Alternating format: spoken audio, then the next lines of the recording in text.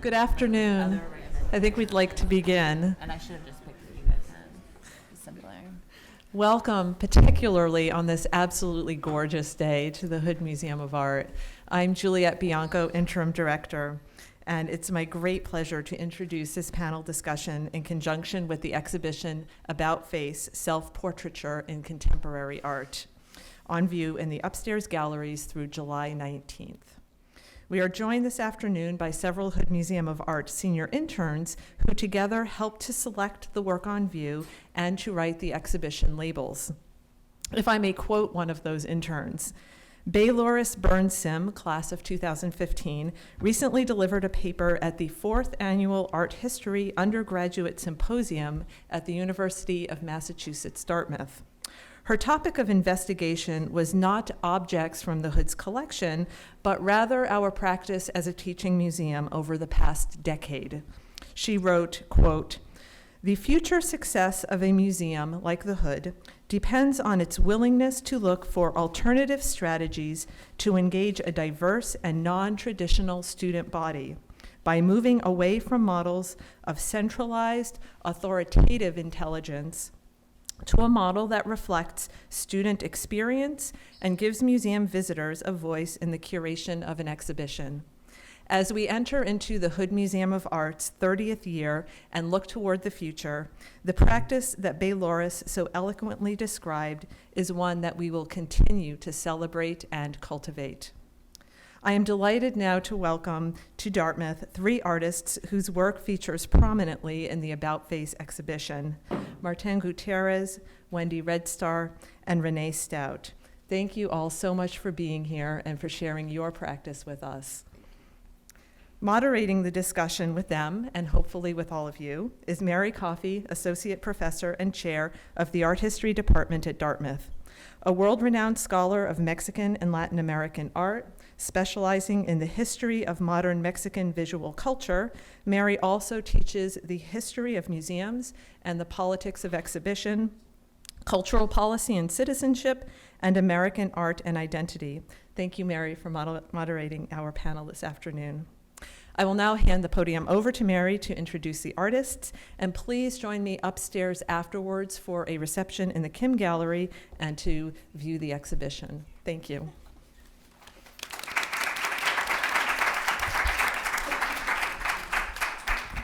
Hello. So I'm going to keep my introductions as brief as possible, even though I could go on and on about all 3 of our guest speakers, because I want to give them lots of time to present their work and you lots of times to respond to it.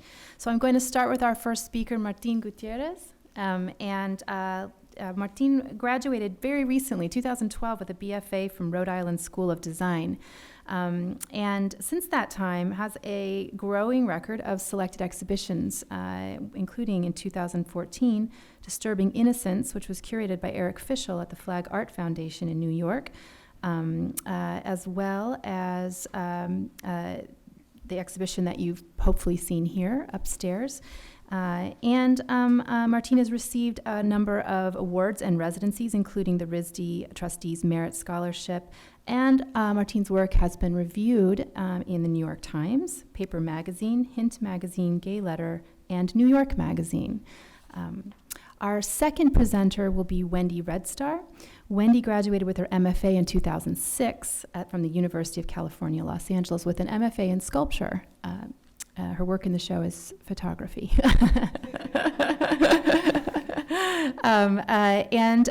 Wendy has just come off of 2 residencies. One, the Golden Spot Award at the Crow's Shadow Institute of the Arts, Artist in Residence in Pendleton, Oregon, and the other, an Artist in Residence at the American Indian Studies program at the University of Wyoming in Laramie, Wyoming. She's got a number of other residencies, several important solo exhibitions. I'll just mention a few here. Circling the Camp this year at the Fine Arts Gallery in Spokane Falls, Washington. Her work is currently up in the Metropolitan's much lauded exhibition of on Plains Indians art, Artists of Earth and Sky, and that exhibition, as I understand it, closes this weekend. So if you get to New York, catch it. She's been included in, at least up to this point of this year, 12 different group exhibitions, including the one I just mentioned and the one we have here. And additionally, she's won numerous awards, including this year. She won, as I mentioned, the Golden Spot Award from the Crow's Shadow Institute of the Arts as part of that artist residency. And her work is included in a large number of museums, including the St. Louis Art Museum, the Minneapolis Institute of the Arts, the Museum of Contemporary Native Arts, and the Portland Art Museum, to name only a few. Finally, our last speaker will be Renée Stout. Renée Stout received her BFA from Carnegie Mellon University in 1980. She has had over 21 solo exhibitions over the course of her career. I'll just mention one of the most recent, Tales of the Conjur Woman at the Halsey Institute of Contemporary Art in Charleston, South Carolina, as a traveling exhibition of her work. She's also been included in probably 5 times that number of selected group exhibitions, including most recently Vertigo at Midnight, New Visual Afrofuturisms and Speculative Migrations at the Clark Humanities Museum at Scripps College in Claremont, California. In addition to her long exhibition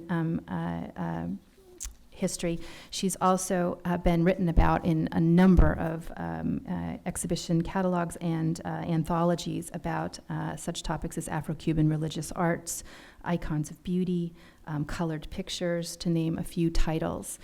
Finally, in addition to numerous grants and awards, she is also in over 42 collections, including the Hood Museum of Art, the National Gallery of Art at the Smithsonian Institution, the Met, and the High Museum in Atlanta, Georgia, to name only a few. So with that, I'm going to turn the event over to our first speaker, Martín Gutierrez.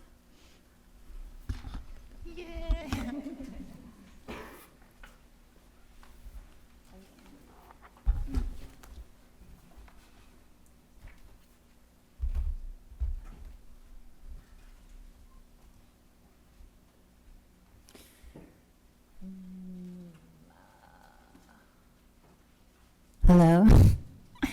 I'm going to start with a video compilation.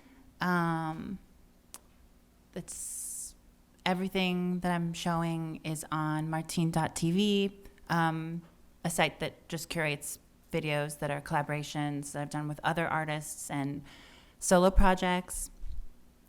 And then I'll start.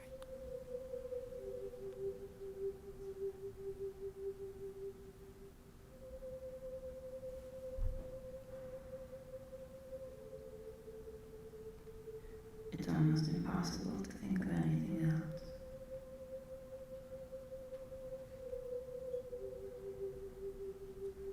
Let love.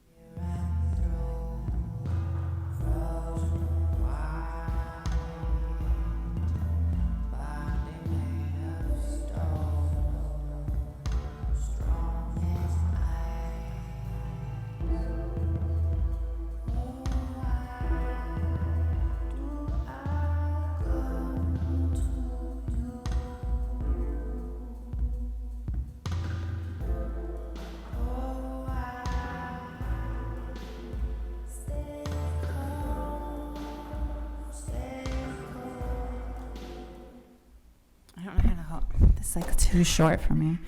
I, as you already heard, I'm the newbie to this group of distinguished artists. But my practice as an artist started a long time ago, I think like in my infancy. As long as I can remember, I've been fascinated by people, and I have, I guess, wanted to share this like imaginative kind of world that does not have boundaries and the constructs of, you know, society that we're taught exist, such as gender. And I think people have always projected an identity onto me that was incorrect, inquiring about my nationality, my sexual orientation, and my gender. And since I was a child, the question has been imposed upon me, are you a girl or a boy? It's like one of the first playground questions, making friends. And it's followed me into, like, throughout my teenage years, going through puberty, and into, like, young adulthood now. Dartmouth wants me to connect to online. I don't want to. I don't know. The question is not important to me. It wasn't important then, and it wasn't something that I brought up to myself. It was something that I think is important that I stress was imposed upon me, just as it is everyone, to answer this question, and to define ourselves in some way that kind of binds you to a construct that limits you from being anything else and everything else.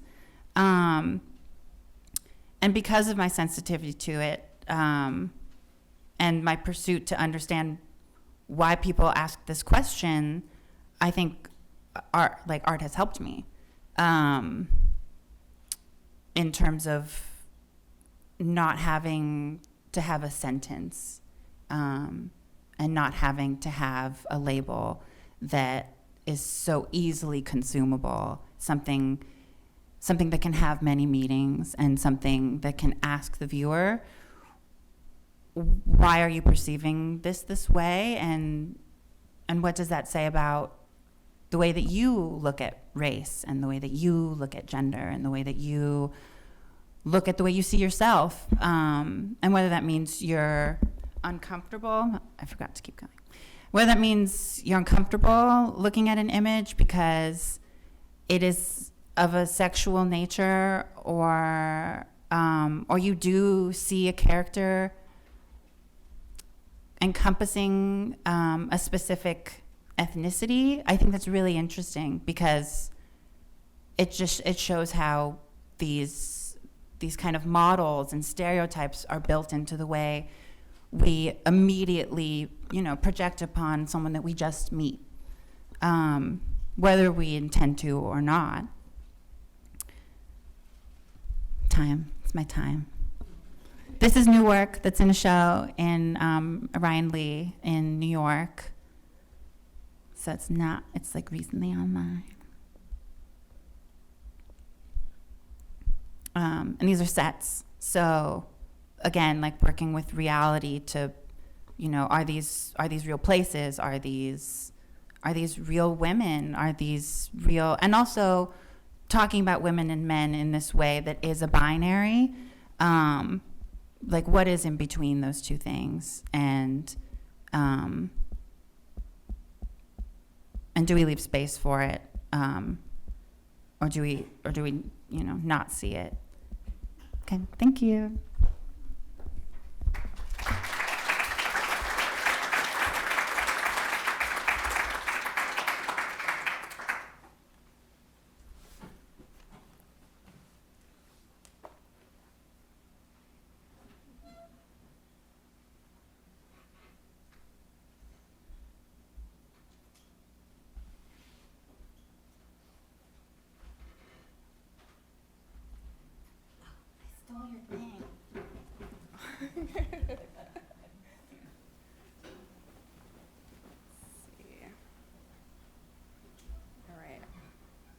there we go. I'm going to time myself here, see if I can actually get through 51 images in 7 minutes. Thanks for having me. I'm really honored and excited to be here. There's another Uppsala woman here, so that's really awesome. So I feel like I've got my tribe here. So I wanted to start with the work that I do, which all has to do with basically who I am as a person, my experiences, and all of those happen to be from a kind of biracial experience as a Crow Indian, also half white, growing up on the Crow Indian reservation in Montana, and also leaving it, and then seeing things from kind of an insider-outsider perspective. So this first piece that I'm showing right here is a sculpture, I call it Mom and Dad, and it's of my parents. And I think it pretty much kind of sums up the work that I've been building throughout my career and my practice. I grew up in Montana in the Crow Reservation. You can see it down there at the bottom. There are, I believe, 7 federally recognized tribes in Montana. There is one that's not recognized, and that's the Little Shell. I grew up participating in Crow cultural ways. And I'm also teaching my daughter, who is 7, to also participate in Crow cultural ways. So something that's very interesting being called a Native American, because to me what being a Native American is being Crow Indian. And so it doesn't really, things sort of outside of that, like these stereotypes or mascots or things like that, I never ever relate to them. Or I don't really get a sense of being offended because they are so far removed from what I know as to be Native American.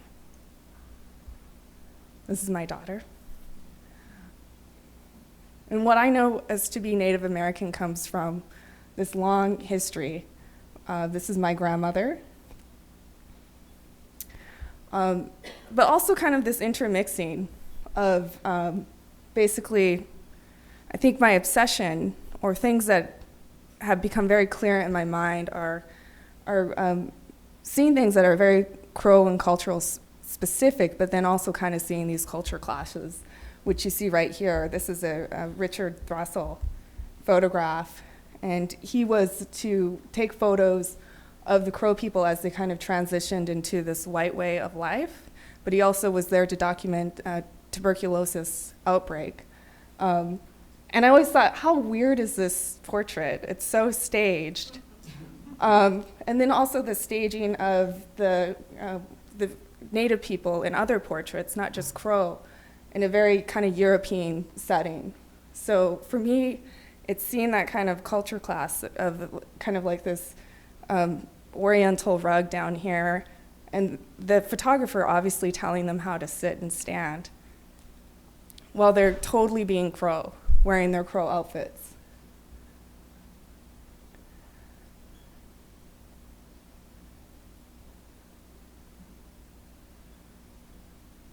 So I decided I wanted to investigate that. I wanted to kind of feel how my ancestors felt, but I already was living that, and that's sort of kind of what I've discovered. So I started this series called Indian Woman Standing and Indian Woman Sitting, because I saw all these ethnographic books of Native people, and sometimes it would just say that. I thought it was really bizarre. And from that, I transitioned into more elaborate sets and scenes.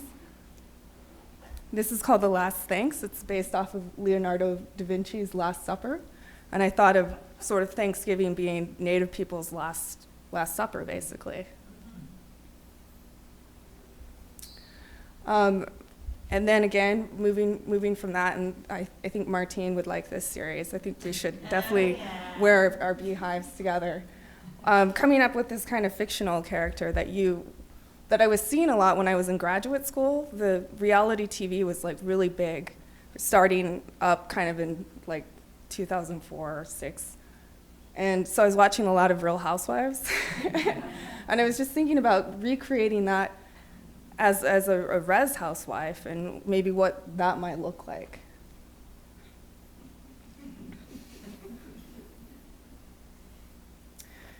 And then to this series where I was missing home, and I knew in a very messed up way that if I went to the Natural History Museum in Los Angeles that I would see crow stuff, and I did. And all the Native American objects were next to the dinosaur exhibit. And I thought, this is so weird that I have my outfit in my closet, and these people are looking at these Native American objects and thinking that we don't exist. And then walking to the dioramas, they looked exactly like Montana. And thinking, this is so weird, I'm in this concrete jungle, and these people are experiencing this, so I want to do my own, and I want to finally kind of insert a Native perspective into this.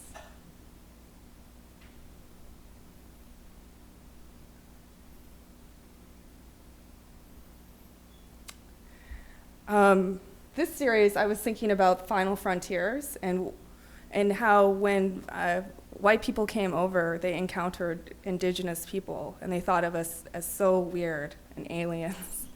We were totally weird to them. And I was thinking about outer space as being the final frontier. And when we go up there, we're probably going to colonize the indigenous people of that land. And so I thought of making these kind of indigenous people of outer space and what you might encounter, and one of these really kind of fierce, ambiguous beings that you would encounter. The outfits that you see are modeled off of they're pieces of powwow outfits that I've exaggerated, or kind of direct powwow outfits that I've modified. I'm running out of time. I'll do this last series here, the White Squaw series, which is a book that I found that was made in the mid-'80s and carried on to the mid-'90s. And I was just so dumbfounded by it. Like, I was researching the term squaw, and then it led me to this trail to find this book. So I decided I would replace the main character, scan in all the book covers. I believe there's like 21 books, and replace this character, her name's Becky, by the way, and place myself in it, and kind of take back this word squaw.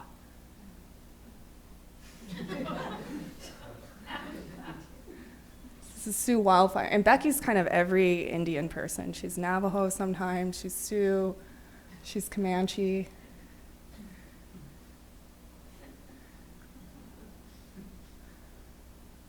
Track tramp.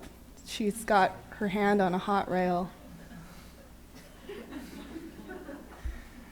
And should I just go ahead and end there? All right, thank you.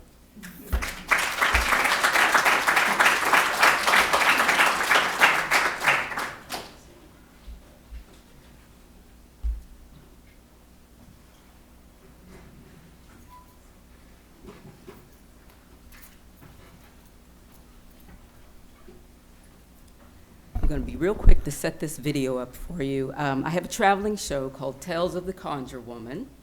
And like Martín and, now I'm drawing a blank, Wendy.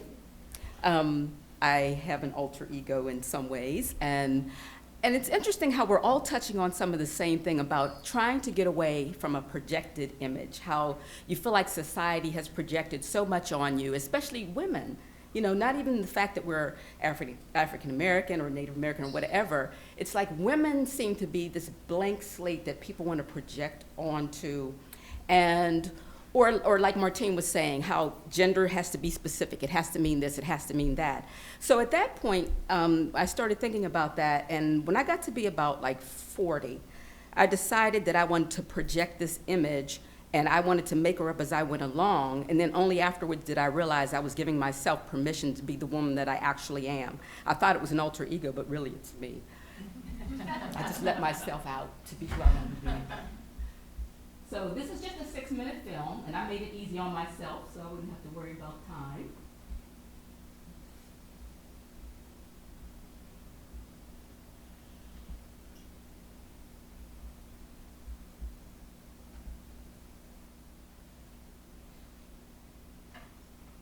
pushed allow and it's not allowing. Oh, here it is. So real quickly, like I said, this video goes along with a traveling show I have called Tales of the Conjur Woman. And Mark Sloan, who is the curator of that show at the Halsey Institute of Contemporary Art, he wanted to send 2 filmmakers to do an artist film to go along with the exhibition. Well, what Mark thought he was going to get was the traditional artist in the studio, let me show you about my process, let me paint a couple of panels, but that's not what he got. What he ended up getting was another layer to the exhibition where Fatima Mayfield, the alter ego, gets to be acted out by me. So here we go. Manipulation of supernatural forces using charms, roots, inanimate, and handmade articles.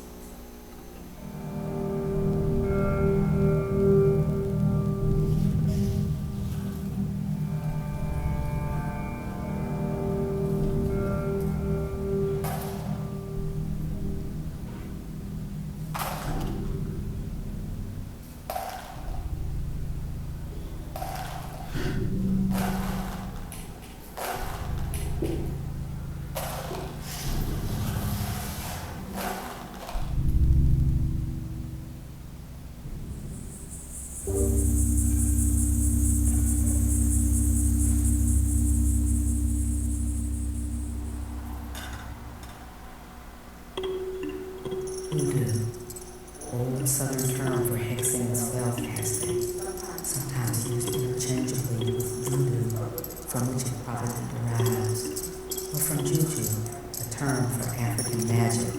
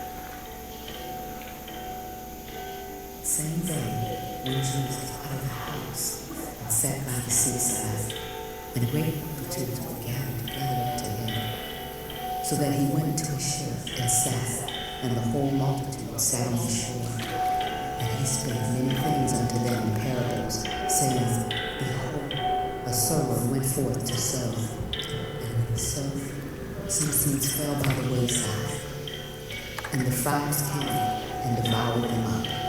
Some fell upon stony places, where they had not much earth, and forthwith they sprang up, because they had no deepness of earth. And when the sun was up, they were scorched, and because they had no root, they withered away.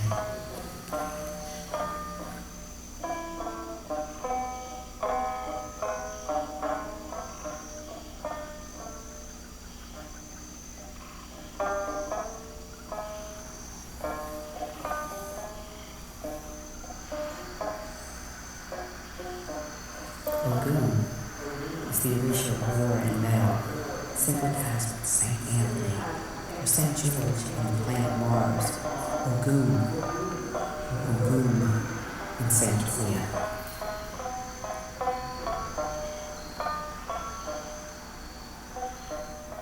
As each fold is gathered together, call his name. As you wrap it with yellow thread, call his name till you finish.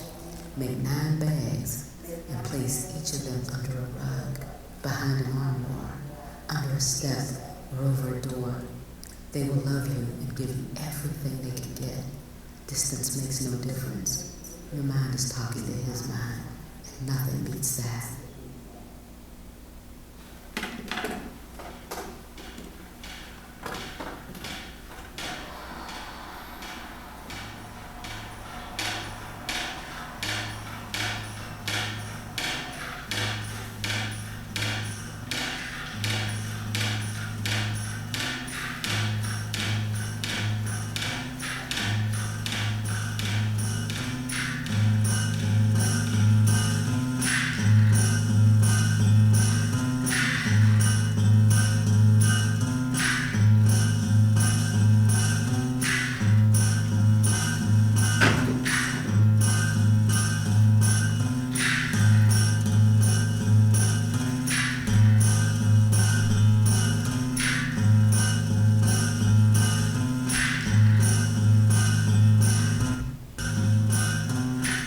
I didn't want to take up too much time talking about what the video is about because I would hope the questions would come up and it would give you all time to ask questions and I'll answer them.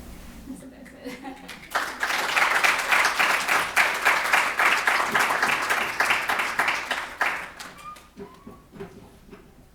So now that we've asked these incredibly interesting artists to do the impossible, which is to talk about their work in 7 minutes, and they've all done it, which is even more unprecedented in this kind of fora, we have lots of time for audience questions and interactions. It was really great to see more of each of your work. And one of the things that I thought I'd kick it off with, unless we are ready to go here, is when I was looking at the exhibition upstairs, and I think the work in the exhibition from each of you really emblematizes this, I was really wondering about the title Self-Portraiture and thinking about how those categories really mean something different than we think they mean, or they're these sort of genres or heuristics that we use, the self, the portrait, that your works both really challenge.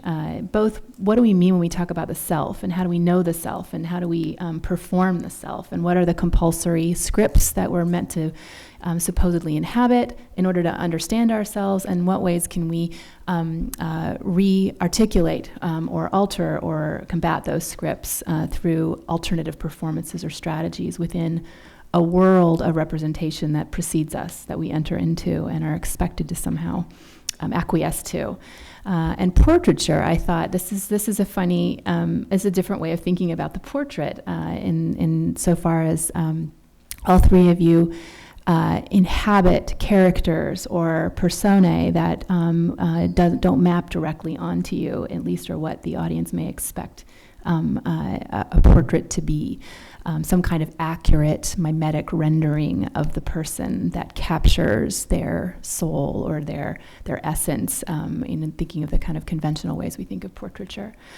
So those were some musings that I thought that each of your presentations even complicated even more, and each one of you is dealing in some way with how do I negotiate these representational scripts? How do I make them my own? How do I foreground what's problematic about them? How do I have fun with them?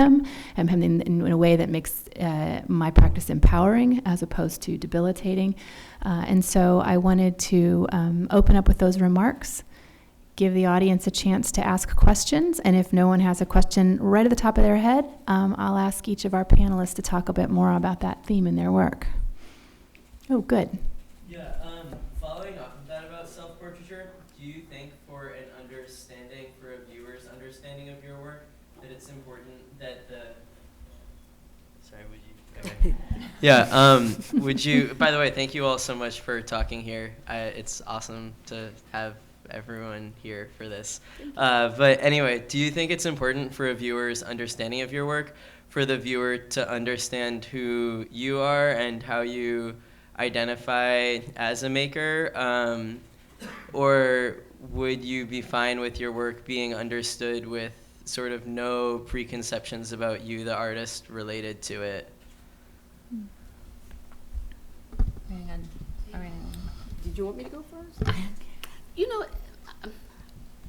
hopefully I'll answer your question. Let me, I realize that as an artist, when I create something and then it shows up in the museum, I'm not there to explain it, and the person is never going to see me. They're just going to see the evidence of my process. So they're going to bring to it part of who they are. And you brought this up, how a person's reaction to something is basically a lot about the reaction to something is where they're coming from.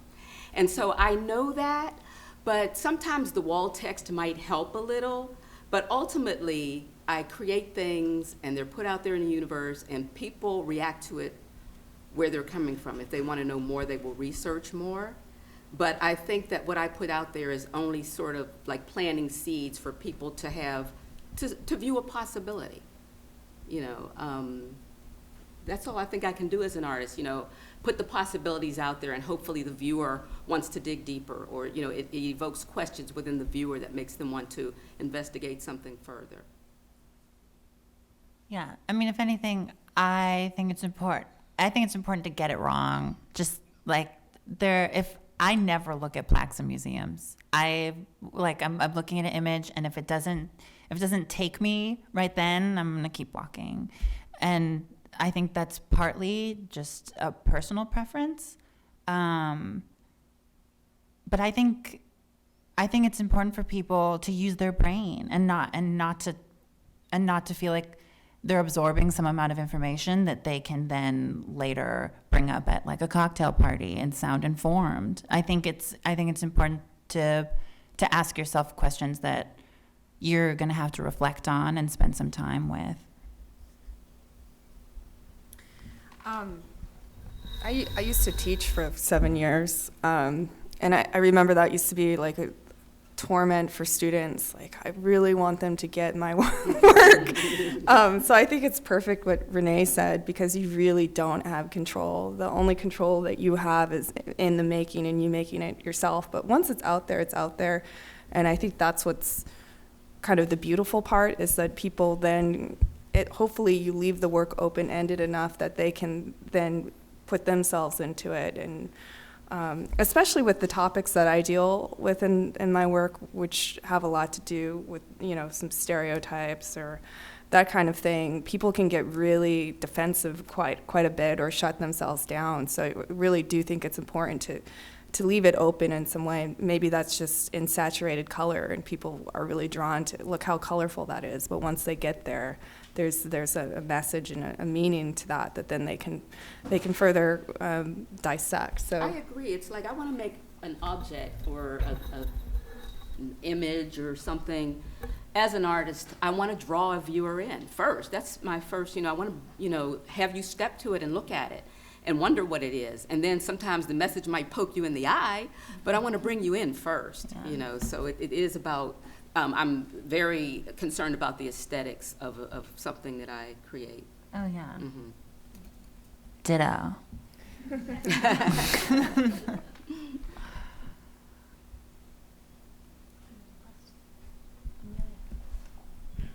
Hi, I have a question for Martín.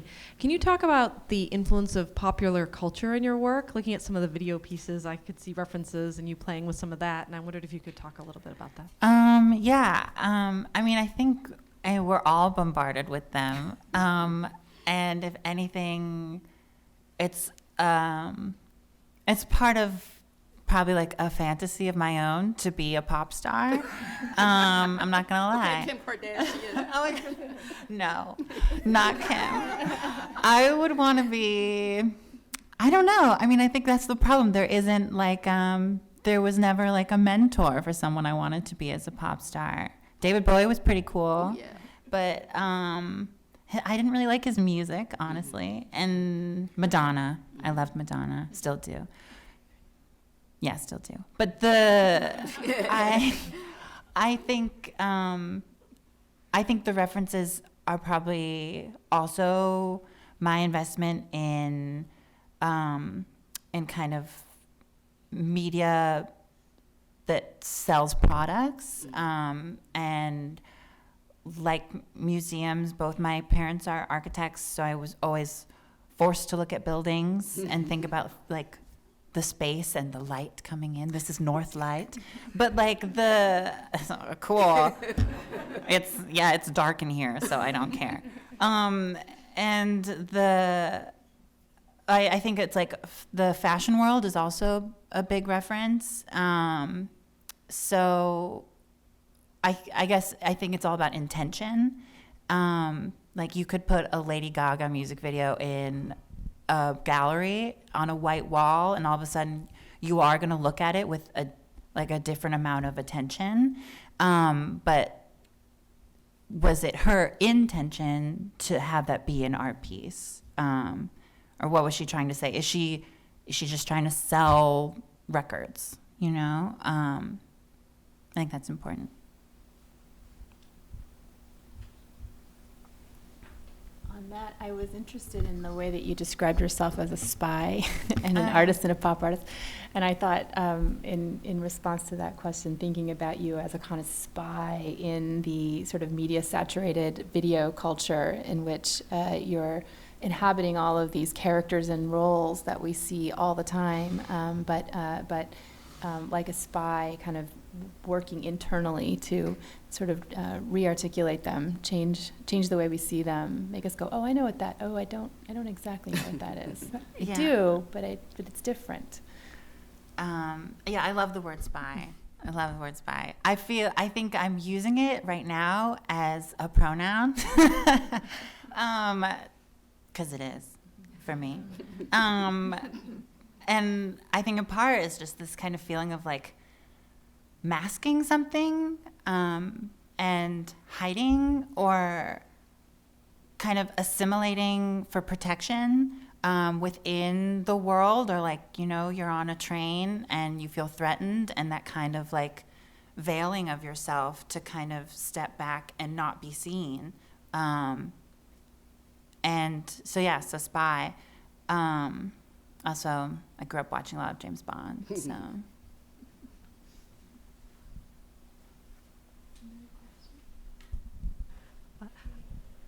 I had a question for Renee, and I wanted to hear a little bit more about your video and your choice of materials over the course of conjuring that seeming to sort of create life from things that had life or embodied life but seemed dead. But I was just really curious in learning about how you chose those materials and your connection to them, and how they were connected to your idea of yourself. Okay. I guess conjuring, the idea of my being fascinated with hoodoo, voodoo, is when I was a child going to the Carnegie Museum for Saturday art classes. I saw what they used to call, a fetish, but really the technical term is Nkisi, or power figure. And people have probably seen these before in books on African art where they're a carved figure and there are a lot of nails driven in it.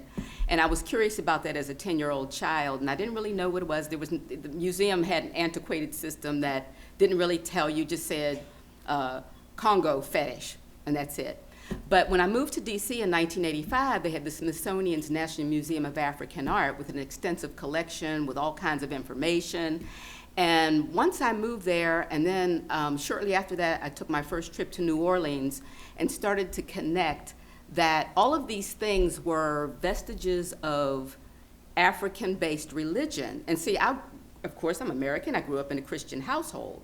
And so I started to question what this religion was that would have these kinds of objects. And so when I started doing the research and then met Robert Ferris Thompson and read some of his books and other books, then I started to make these connections between how much even religion can have an effect on your sense of self. And it always leads me to question, like when slaves were brought to the Western Hemisphere, how the first thing they removed was religion, and part of that was the sense of self as well. And so that I wanted to sort of, in a way, bring that back into the discussion, because during the 60s in the Civil Rights Movement, there was this, with Black is beautiful, people were accepting their color, they were accepting their natural hair, but the last taboo that nobody would touch was religion. And so I wanted to kind of say, well, wait a minute, how come this wasn't brought up? So that's what my work is doing. It's kind of throwing that back in. But of course, we're such a Christian country, and even in African American communities, the root worker women are there, but they're underground and nobody wants to talk about that. And I'm saying, I'm gonna talk about it. So that's how that came about. And so the things that I gather or collect around my house inspire me to create the works that I create. So the video was actually shot in my DC neighborhood. And so you see me walking around the house, and on the street is like up the street from my house. So did that answer your okay. Wendy, you studied sculpture? Yes. So I'm just thinking about, I 4 students here at the museum, and they're very drawn to your work here, your series here, and they're really interested as they get closer to realize all the fake things and that you're the only real thing. Yes. So there's a dimensionality to that, but it's photography, it looks quite flat. So where does sculpture fit into your development as an artist or your perception of dimension? Yeah. So I grew up with a fairly famous uncle. His name's Kevin Red Star, and he's really well known in kind of the native art world, especially in Santa Fe, and he's a painter. So I knew that you could be an artist, but I thought if you were going to be an artist that you actually have to be able to draw, and I can't draw at all to save my life, or at least realistically or whatever. So I never thought that art was going to be a thing until I went to undergrad, and I was in graphic design, and we still had to take art foundations classes. So of course I dreaded taking the drawing classes. But then we had this thing called 3D classes, and it just really snapped for me. And then I had a really amazing professor, and she said, you need to switch into sculpture. So then I switched into sculpture, and I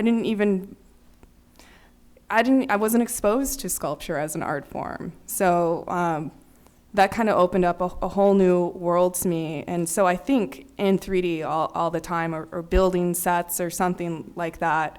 And then when I went to UCLA, they housed all of the grad students in one building. So I had tons of friends who were doing photography. Like it ranged from people who, photographers who would keep their studios completely white and vacuum them like 3 times a week to like people who were like all thumbprints all over and cutting them up. And I just thought this is really kind of amazing, because I have this sculpture, but what if I want to transport it somewhere or something like that? I can snap an image of it, or I can create this whole environment and no one will see. Like the Thunder Up Above series was all shot in my bedroom. So once I shot it, then I put backgrounds in there. But as with the 4 seasons, those are all like 70s photo mural. I went to Michael's a lot. So it's all part of that all comes from a very sculptural place. So to me, I don't really associate with photography, which I know people would find that strange because I have so much photography, but I do so much sewing, and that's all 3-dimensional too. So that's how sculpture fits in.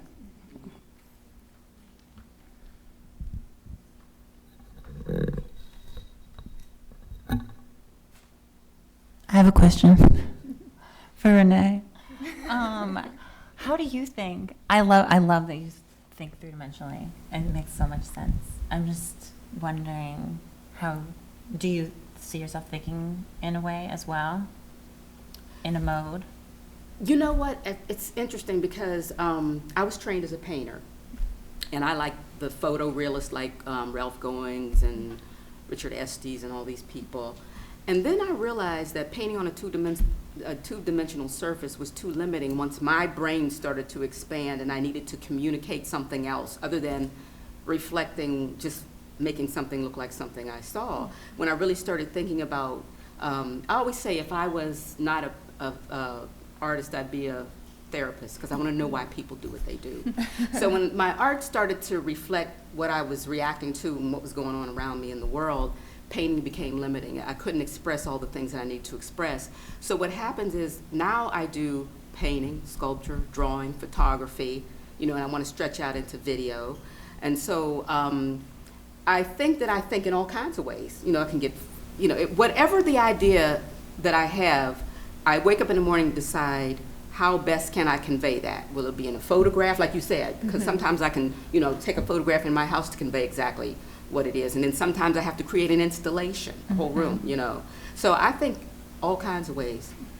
And it seems like we're all kind of doing that in a way. Yeah. Yeah. Mm-hmm. I wonder how much it also has to do with the way in which you guys are creating alternate worlds, right? I mean, and this is an old cliche about art, right? A window onto another world, and yet the way that you are investigating persona and engaging with stereotype or inhabiting, certain kinds of scripts about different categories of people is also about creating an alternative world, where an alternative reality, and using these various media, whether they be video or painting or silk screens or something else, to make those worlds in some ways vivid and tangible. I mean, I find that your diorama pieces, your seasons series, so compelling because it is a bunch of plastic, and styrofoam peanuts for snow, which I love, and yet it's a very vivid world, believable world, and partly that's because we've seen dioramas and we are already acclimated to buying that kind of facsimile, but also it has to do with the fact that you're there and you're very clearly not plastic. I did that piece because when I was in graduate school, I was the only Native person there and the only Crow person. And then I've just now kind of recreated it with my 7-year-old. So there's that picture of her. She was at the Seattle Art Museum, and they have an exhibit called Indigenous Beauty. It's all, you know, beautiful Native objects. But again, they're all on display. So we made a Northwest season just for her and took a photo of her, but then there was a big event and all these people came, and then she directed them in the diorama, and we snapped photos of them. And then they got projected up on the same floor before you entered the Indigenous Beauty exhibit. So all the people that came to see that show were on display before they went in to see the Native objects on display. So I don't know, it's transforming, and I'm going to be in the Seattle Art Fair. And I thought it was really interesting because we got to select spaces in Seattle, and I proposed to do Volunteer Park, which is this really pretty park, and it's got 2 ponds, and I'm going to fill that up with over like $4,000 worth of inflatable animals. and so it's kind of gone beyond me into more having my audience be on display instead of, you know, just Indigenous people in the museum on display. I'm trying to break out of that and have the audience also experience that. So, so it's really kind of mushroomed. All right, I think we'll take 2 more and then we'll be done. I have a question for Renee. So I'm curious about how that film came about. So this guy shows up and it's like, I want to interview you, and you're like, well, what? Like, how Mark said to me, Mark is the director and curator at the Halsey Institute, and he said, oh, you know, I have 2 filmmakers calling, and I can't remember the other guy's name right off the top of my head, and they're going to call you up. So they called me up, and I was talking to them, and they're like 20-something, you know. So I could tell that they weren't trying to do like a talking head video with me painting on a, you know. So, and I'm very mischievous, and I'm a trickster, and that's what the video's about too. And so when I started telling them about the alter ego and what I hoped to project, they're like, okay. So they had some ideas, I had some ideas. They came down, we brainstormed, and then they came down 2 weeks later, and they shot the video in 2 days, on a Saturday and a Sunday. And so something's, I don't know if it's a feather or something, but anyway, a piece of hair or something. But anyway, and they got a boat, so I was actually on the river with the boat and all that kind of stuff. But I just told them that I didn't want to totally explain the alter ego. I just wanted to leave it open-ended and just give you another view of her. And it probably raises even more questions, like what is she up to? And, you know, what is this about? So I just wanted the video to become another layer of the exhibition. Yeah. Do you inhabit her in other ways? Is she in other work? Is she? Oh yeah, yeah. It's what in a weird, strange way. It's like I always have, and you probably do this too. I bet I have this inner world that's going on, and I don't know if it's because I want to write, want to be a writer, and I do write. I keep journals. I also have a story, an ongoing story that I'm writing called A Root Worker's Day. Root workers the same thing as a Conjur woman, and so there's always this story that's unfolding, and so I can't even get away from it right now. Maybe one day I'll get out of it, but it seems like every body of work becomes a new installation in the story that new installment for the story that I'm telling. And she almost has her own world because she'll come back and tell me what she was up to, In some weird way, the alter ego has become its own thing. But I really do know that it's the me that I would really, I'm shy, I'm still shy. I was shy when I was a child. So there's that part of me that's still a little inhibited, but through the alter ego, I'm who I am. So I guess it's the kind of way it works. Yeah. I think that's so interesting about alter egos allowing some part of you. It's like you being alone, but in public. And there's something about, the insecurities that when you don't have some kind of garment Vehicle. On, or or like, that you can't do as freely, or you feel hesitant to kind of do fully. Like we just took a selfie, and I really hate getting my picture taken. I do too. And people think that's so weird. It's all my work, but oh my God, like we're probably gonna have to take that selfie again. Okay. That's fine. And what's funny is I feel like when I look at that film, the Renee, me, I switched into Fatima to do it, and I could care less. I'm walking down the street, smoked a cigar, and, but that's not really me. So I was being able to act as well, to pull that out of myself, so that was a challenge too. And my friends who've seen that said, you know what, that's not you, so. Yeah, the Martín pop star, and it's fine, like the duality in my name is like a whole other thing. It's just like, it's basically pronounced the same way, it's just the spelling. For anyone that has never met me before, they're not gonna look and be like, have you heard Martin's music? I would die. No! Like British butler, who's Martin? But I lost my train of thought. No, I'm just thinking about a British butler. Duality. Duality. Yeah. Oh, my name. No, but Martín the pop star is like very much this like pretty woman kind of like working girl hustler, which I am not. I've never had to sell my body on the street, but I did grow up in a neighborhood in Oakland where I saw that and I glamorized it. And I wanted to, like, I wanted to know more, and so inserting myself in this way is like my way of doing that. Yeah, like me wanting to be the therapist, to understand why you wanted to get in the mindset of the people that you saw. How do they have to do this? What do they feel when they're doing it? What is the response to them? Because I like that last video you showed where, you're dancing around. The blueprint. And everybody's just looking. I love it. Yeah, that's like an auction-esque setting. All right, we'll do one last question. I think you had your hand up. No? So you're all talking about representation and being interested in your own representation because this is self-portraiture, and now that sort of almost everybody can self-represent with a digital camera or a smartphone or whatever it is, do you think there's still a role for conventional portraiture of other people? Does it have to be self-portraiture to represent things outside yourself now? How does that politics of representation play out? I'm obsessed with Instagram and hashtagging, and I just think I really want to utilize that as an art platform, especially like with the Seattle Art Fair.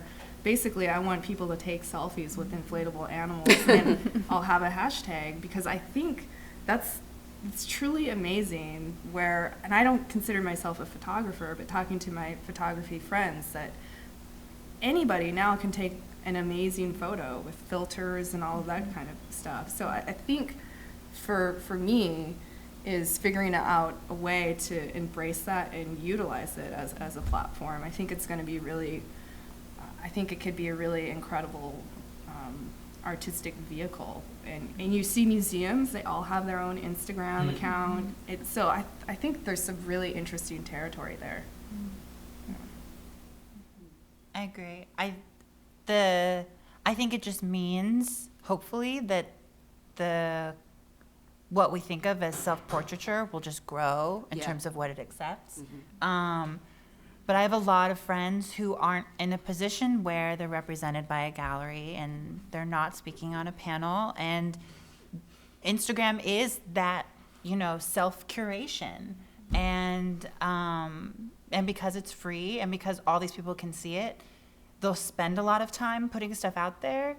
And what's scary is that you don't know who's looking at it. Right. And because you are someone who is unimportant or doesn't have this larger audience, that your ideas can be taken and they become someone else's who has more notability. Yeah, that does happen. Yeah. It's a reality. And that's the reality of just sharing now too, online. It's so voyeuristic right now. Weird, yeah. Which I love. I like it, and it's scary and it's interesting at the same time. I love it. I don't like looking at people looking at me, which is why photography and video, or just putting something on a wall and then leaving, it's so necessary. On that note, I'm going to call us to a close here and invite everyone up to the Kim Gallery, and you can have more time to talk with each of our artists. I want to thank them all again for being such good citizens and adhering to these rules, and for your work and for your openness and your discussion of your work. Thank you so much. Thank you, and thank you.